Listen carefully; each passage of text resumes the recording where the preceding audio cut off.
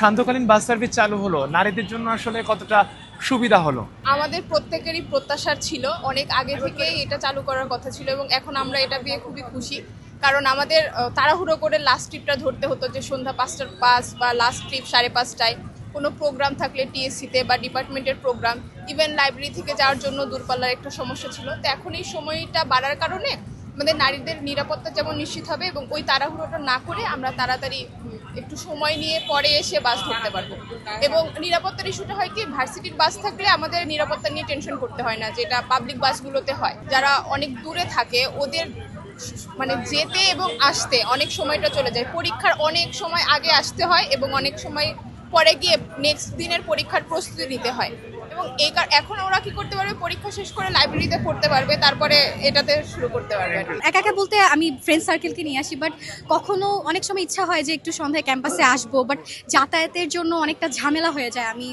আমি যেহেতু মোহাম্মদপুরে থাকি, তো আমার এদিকে যাতায়াতের ওয়েটাও একটু মানে অনেকটা একটু ডেঞ্জারাস। তো এখন ডাকসু যেহেতু এই বাসের কার্যক্রমটা শুরু করেছে, এটা অ্যাকচুয়ালি আমাদের স্পেশালি মেয়েদের জন্য খুবই একটা ইজি হয়ে গেছে।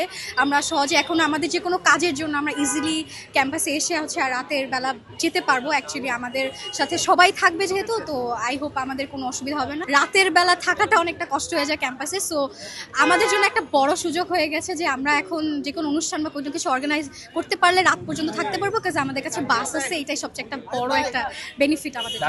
এই সাহসটা কিন্তু আজকে করতে পেরেছি, আজকে আমাদের যেহেতু বাসটা আজকে ইনঅগ্রেশন হলো। আর যেমন ক্যাম্পাসে আগেও অনেকগুলো প্রোগ্রাম হয়েছে, আমি রাত পর্যন্ত থাকিনি।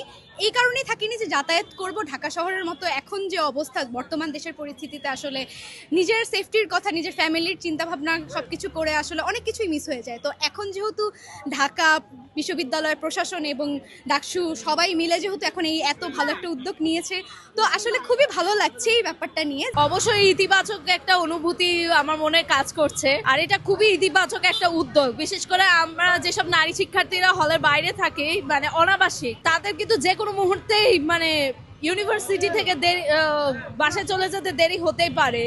সেক্ষেত্রে যদি ইউনিভার্সিটির পক্ষ থেকে এরকম সান্ধ্যকালীন বাস ট্রিপের একটা উদ্যোগ নেওয়া হয়, এটা অবশ্যই আমার মতো নারী শিক্ষার্থীদের জন্য অনেক বড় একটা উদ্যোগ।